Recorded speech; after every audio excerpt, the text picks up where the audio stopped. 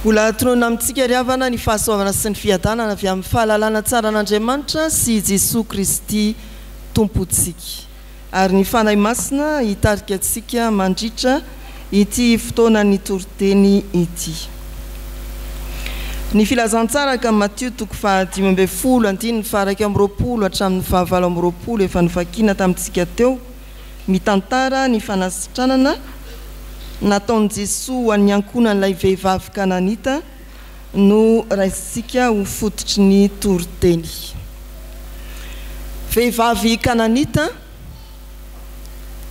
any amin'ny tanin'ny Jentilisa ary ao amin'ny tontolo ny fiarahamonina Jiosy mbola feno fandavana any Jesosy Kristy tsy ho Mesi no tantarainy ny soratra masineto.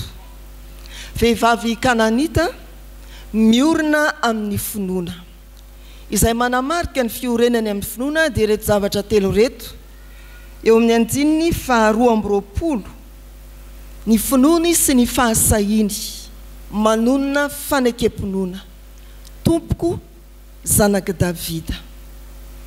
Ny faharoa manamarika ny fiorenany amin'ny finoana dia eo amin'ny andininy faha 15 manambara ny fiaretany sy ny faharetany manonona vavaka tsy mitsahatra manao hoe tompoko vonjeo aho. Ary ny fahatelo dia manamarika ny fiorenany izao vehivavy Kananita izao koa amin'ny finoana ny fanekeny sy indrindra ny fanarahany amin'ny fikirizana any Jesosy anambarany hoe tompoko na teny ambokely aza mba mihinana izay tsombony latsaka avy amin'ny latabatry ny tompony ihany. Miorina amin'ny finoana ka mino sady manana fahasahiana. Tompoko zanaka Davida eo anoloan'ny poniny Tiro sy Sidona eo anatrehan'ny Jiosy izay mbola tsy nanaiky any Jesosy ho Mesi no manonona izany fanekempinoana izany ilay vehivavy Kananita. Miorina kasa manonona fanekempinoana milaza ny Jesosy ho zanak'i Davida. Ny fanondronan'i Jesosy ho zanaka Davida dia fampiasa matetika fanononana ny ala na ny orina tamin'ny faneken'Andriamanitra tamin'ny Davida milaza hoe amin'ny taranakao no ivoahan'izay mpanjaka ny Israely. Mazava ny fanambarana ny tetiarany Jesosy ao amin'ny Matthieu toko 1:1 hatramin'ny faha 17 anympiana fa taranaka ny poitra avy amin'ny Davida mpanjaka i Jesosy.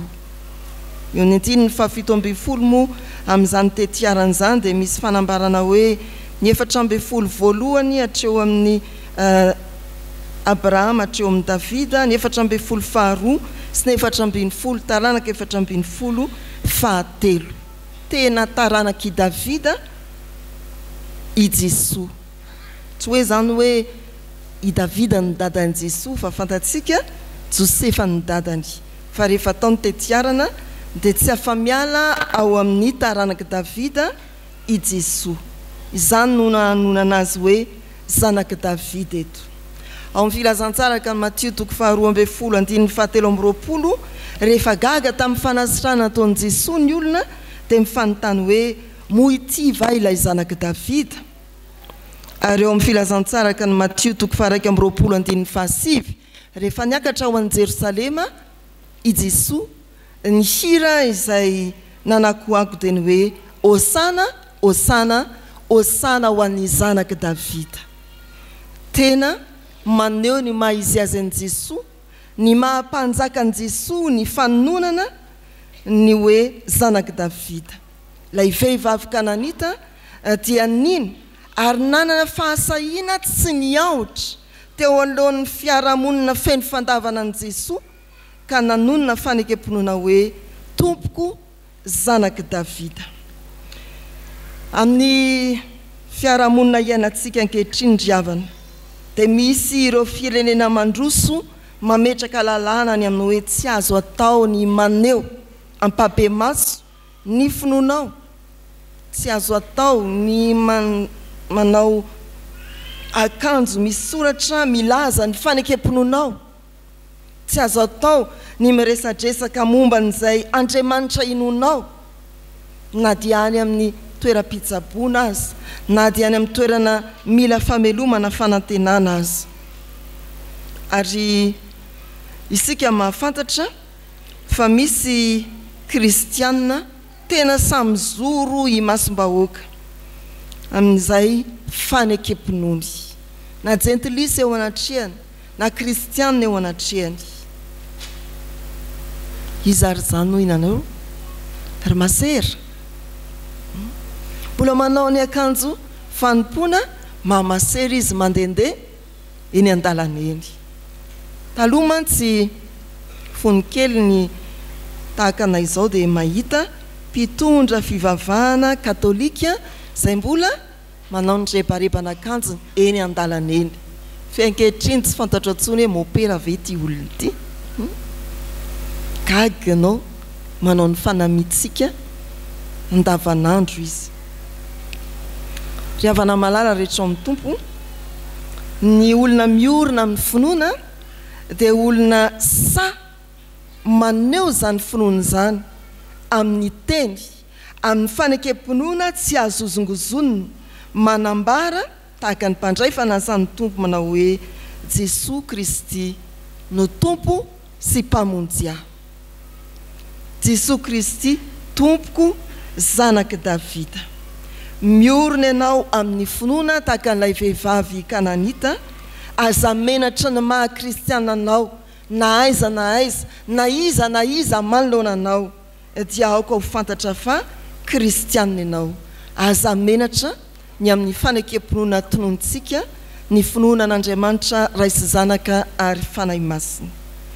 Fa ny filazana hoe tompoko vonjeo aho dia manambara ny fiaretana sy ny faharetana tao amin'ity vehivavy Kananita.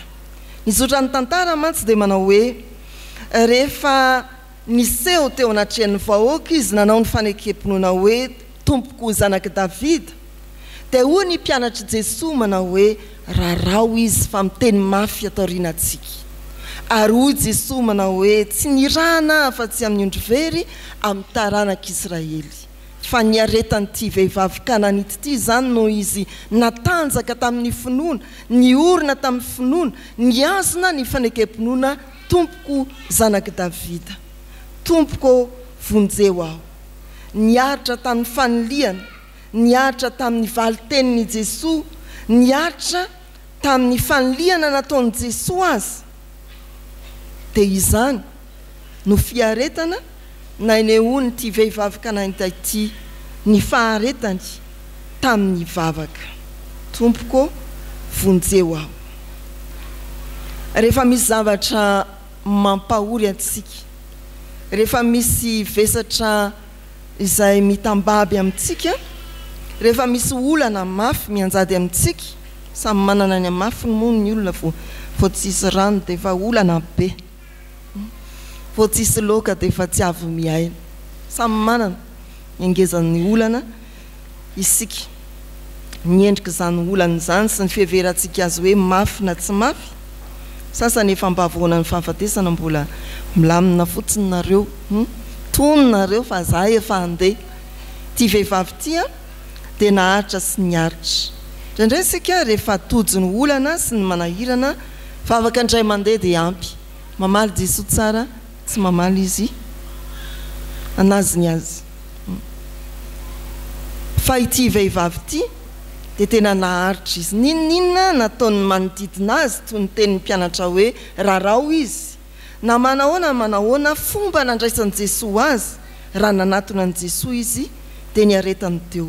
Ny vavaka tsy nijanona izy ary tonga amin'ny hoe tompoko vonjeo aho. Indraindray koa dia vavaka tsy voninkiaritra ny vavaka ataontsika, tsy tonga amin'ny fandohaliana akory ianao rehefa tena mafy ny zavatra atrehana tsy vonina hiaritra marary ianao. Indray dia tonga mivavaka isika rehefa falifaly fa tsy tonga rehefa sahirana, ka izany ny valiteny mazana ataon'ny mpino manao hoe ho an'ny fanontaniana hoe fataizany tsy tonga mbola sahirana. Ry havana malala, ny olona tena miorina amin'ny finoana dia miaritra sy maharitra ny fivavahana na inona zava-mitranga eo amin'ny fiainany, na mahafinaritra fa indrindra moa ny mahaory. Mivavaka aza mitsahatra hoy ny sitrapon'Andriamanitra notonoana tamintsika tany am-piandohana, ary hoy indrindra ny filazantsara ka ny Luka 7:7 mampahery antsika ny amin'izany faharetany mivavaka izany. Andriamanitra tsy hanome rary ny olom-boafidiny va izay mitaraina aminy andro aman'alina, moa hitaredretra va izy. Mahareta amin'ny fivavahana, fa ny olona miorina amin'ny finoana dia olona miaritra sy maharitra ao anatin'ny vavaka. Ny fahatelo ry havana dia ny fanoana n'ilay vehivavy Kananita, ny teny manao hoe marina izany tompoko, fa na dia ny amboa-kely aza mba mihinana izay tsombotsombony latsaka avy amin'ny latabatry ny tompony ihany. Ny olona miorina amin'ny finoana dia manaiky ary mikiry. Maria ny fanekena sy ny fikirizana ny fiainan'ny olona miorina amin'ny finoana. Marina izany tompoko. Raha fotoro ny teny io dia teny fo manao hoe eny tompoko, feno fanekena sy fankatoavana ary fanajana. Eny manaiky sy mankatoa, tompoko manaja. Izany ny olona miorina amin'ny finoana, manaiky ny toerana ametrahana azy ilay vehivavy Kananita. Raha tena alalintsika ny tenin'i Jesosy dia mbola ataony any aorinany alika ity vehivavy ity. Tsy mety raha maka mofonjaza manipy azy ho an'ny amboa-kely. Eny tompoko, manaiky sady manaja na efa atao tsinotsinona azy eo anatrehany Jesosy. Manana fanetretena, mikiry anatona ny Jesosy na dia efa matsiaro ahilika azy. Eo amin'ny fiainan'ny fiangonana, voavoatona kely ny olona dia tsy hivavaka intsony aho.